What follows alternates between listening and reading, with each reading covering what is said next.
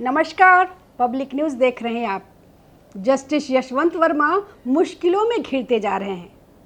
आपको बता दें कि संसद के मॉनसून सत्र की शुरुआत 21 जुलाई से हो गई है।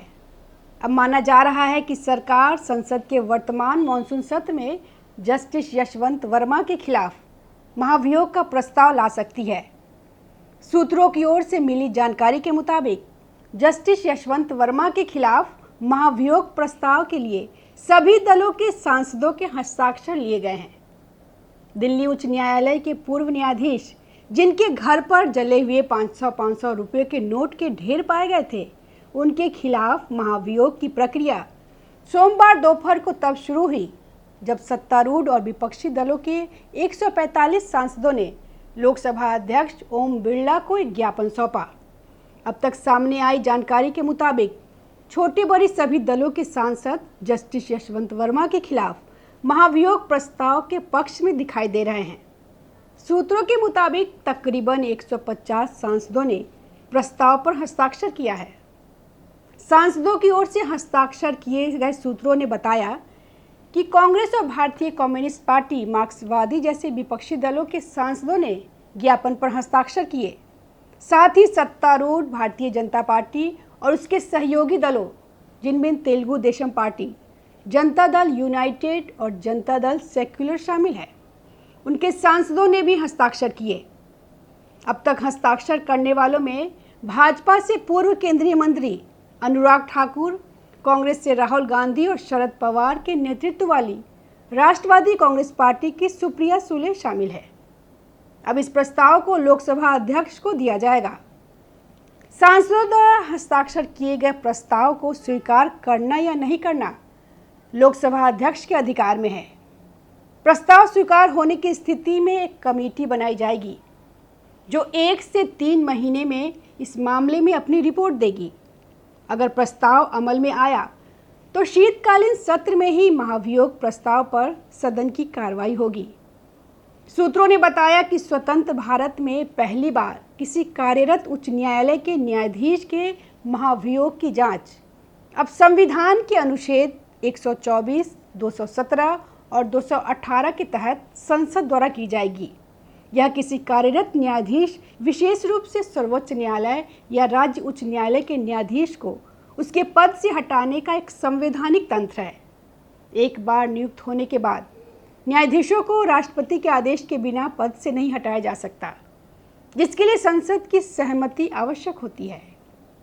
संविधान में वास्तव में महाभियोग शब्द का उल्लेख नहीं है, लेकिन न्यायाधीशों को हटाने की प्रक्रिया न्यायाधीश जांच अधिनियम 1968 में उल्लिखित है तथा 2 संवैधानिक प्रावधानों अनुच्छेद 124 सर्वोच्च न्यायालय के न्यायाधीशों के लिए और अनुच्छेद 218 उच्च न्यायालय के न्यायाधीशों के लिए इसमें उनका उल्लेख है।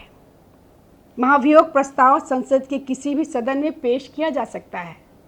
प्रस्ताव पर आगे बढ़ने के लिए कम से कम 50 राज्यसभा सांसदों के हस्ताक्षर जरूरी है, जो महाभियोग चलाने की मंशा का प्रमाण है। लोकसभा में यह संख्या 100 है। एक बार जब यह सीमा पूरी हो जाती है तो पूर्व सदन के अध्यक्ष या बाद के सदन के अध्यक्ष, जो इस बात पर निर्भर करेगा कि कौन सा सदन प्रस्ताव को स्वीकार करता है, उपलब्ध सामग्री की समीक्षा करेंगे। संसदीय कार्य मंत्री किरेन रिजिजू ने पुष्टि की है कि बड़ी संख्या में सांसदों, जिनमें कांग्रेस के कम से कम 3 दर्जन सांसद शामिल हैं, उन्होंने ज्ञापन पर हस्ताक्षर किए हैं। सरकार ने स्पष्ट कर दिया है कि वह न्यायमूर्ति वर्मा को हटाने का प्रयास करेगी, जिन्हें अब इलाहाबाद स्थित उनके मूल उच्च न्यायालय में वापस भेज दिया गया है तथा वे सक्रिय ड्यूटी से हट गए हैं। इस पूरे विवाद की शुरुआत मार्च 14-15 की रात हुई थी। इस दिन दिल्ली हाईकोर्ट के तत्कालीन जस्टिस यशवंत वर्मा के सरकारी आवास में आग लग गई थी। जब आग बुझाने वाली टीम वहां पहुंची तो उन्हें स्टोर रूम से जली हुई 500 रुपये की गड्डियां मिली। इसके बाद काफ़ी हंगामा हुआ। फिर सुप्रीम कोर्ट ने मामले की जांच के लिए 3 जजों की इन हाउस जांच कमेटी बनाई।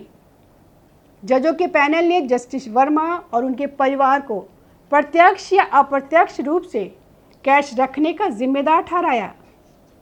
पैनल ने कहा कि आग के बाद रातों रात कैश को हटाया गया और जानबूझकर सबूत नष्ट किए गए थे। जांच रिपोर्ट के सामने आने के बाद सुप्रीम कोर्ट के तत्कालीन सीजेआई संजीव खन्ना ने इसे भारत के राष्ट्रपति और प्रधानमंत्री को महाभियोग की सिफारिश के साथ भेजा था। न्यायमूर्ति वर्मा ने नकदी से किसी भी तरह के संबंध से इनकार किया और अपने परिवार के सदस्यों के खिलाफ अनियमितता के आरोपों को बेतुका बताया। उन्होंने अपने खिलाफ साजिश का भी दावा किया। हालांकि जली हुई नकदी मिलने से एक बड़ा विवाद खड़ा हो गया, जिसमें न्यायिक व्यवस्था के उच्चतम स्तरों में भ्रष्टाचार के सवाल भी शामिल थे। इसके जवाब में सुप्रीम कोर्ट ने एक आंतरिक पैनल गठित किया, जिसने जस्टिस यशवंत वर्मा के खिलाफ महाभियोग चलाने की सिफारिश की। उस रिपोर्ट को तत्कालीन मुख्य न्यायाधीश संजीव खन्ना द्वारा राष्ट्रपति द्रौपदी मुर्मू और प्रधानमंत्री नरेंद्र मोदी को उसी सिफारिश के साथ भेजा गया था। अन्य बिंदुओं के अलावा एनडीटीवी द्वारा प्राप्त 64 पृष्ठ के दस्तावेज में इस तथ्य पे प्रकाश डाला गया है कि जिस आउट हाउस में पैसा पाया गया था, वहां न्यायाधीश और उनके परिवार की पहुंच थी। पिछले हफ्ते जस्टिस वर्मा ने आंतरिक समिति की रिपोर्ट को चुनौती देने के लिए सुप्रीम कोर्ट का दरवाजा खटखटाया। उन्होंने एक कार्यरत न्यायाधीश की जांच करने की समिति के अधिकार क्षेत्र और अधिकार पर सवाल उठाया। उन्होंने तर्क दिया कि समिति ने उनके द्वारा उठाए गए उन सवालों को नज़रअंदाज कर दिया जो उनकी बेगुनाही की ओर इशारा कर सकता था और उन्हें निष्पक्ष सुनवाई से वंचित कर दिया। उन्होंने यह भी तर्क दिया कि न तो मुख्य न्यायाधीश और न ही सर्वोच्च न्यायालय के पास अधीक्षण का अधिकार है, यानी वह उच्च न्यायालय के न्यायाधीशों के खिलाफ अनुशासनात्मक कार्रवाई नहीं कर सकते। स्वतंत्र भारत में किसी भी न्यायाधीश पर महाभियोग नहीं लगाया गया है। हालांकि 5 बार ऐसा हुआ है, लेकिन यह एक संभावना थी। सबसे ताज़ा मामला 2018 का है और इसमें भारत के पूर्व मुख्य न्यायाधीश दीपक मिश्रा शामिल थे, जिन पर प्रशासनिक कदाचार और मामले के मनमाने आवंटन का आरोप लगाया गया था। धन्यवाद। ताज़ा खबरों से जुड़े रहने के लिए हमारे चैनल को सब्सक्राइब करें और बेल आइकन को दबाना ना भूलें, ताकि हर खबर की नोटिफिकेशन आपको मिलती रहे।